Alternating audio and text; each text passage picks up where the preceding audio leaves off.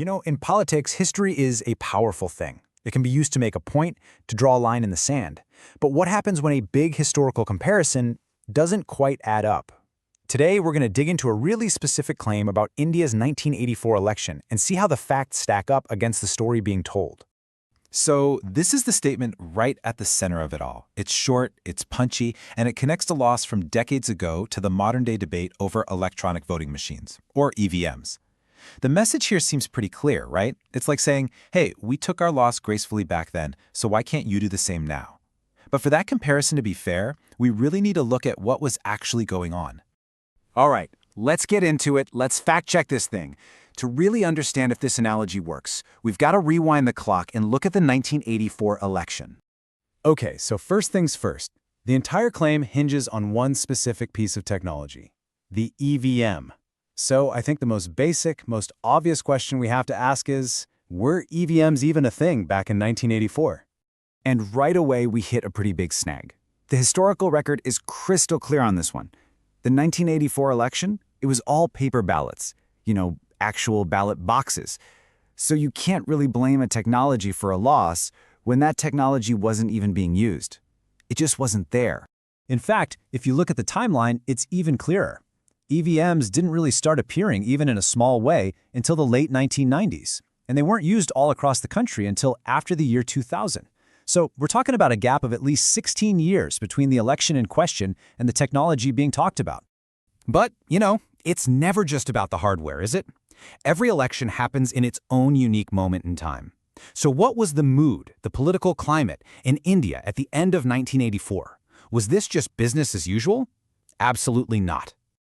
Just look at this number. It's staggering. The Congress Party won a massive 414 out of 543 seats. And the reason for this was tragic.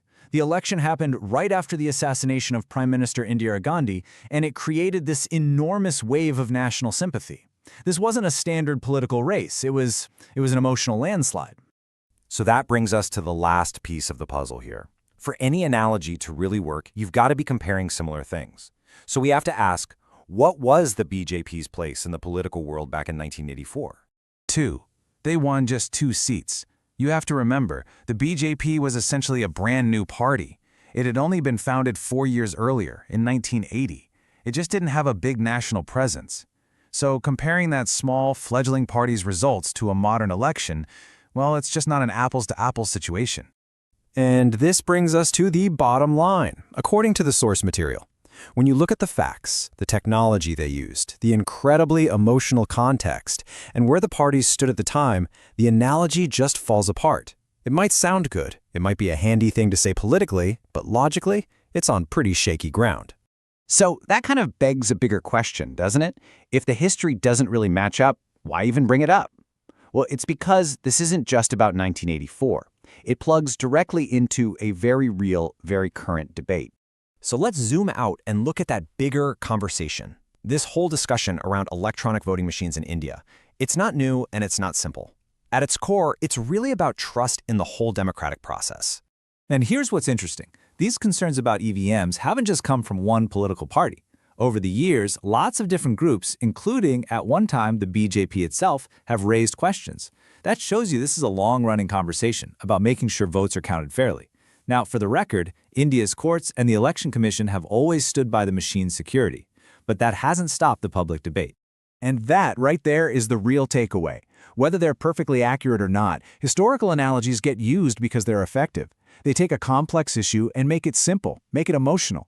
By bringing up 1984, the point isn't really to give a history lesson. The point is to change the conversation from a technical one about machines to a moral one about being a good loser. It's a really smart communication tactic.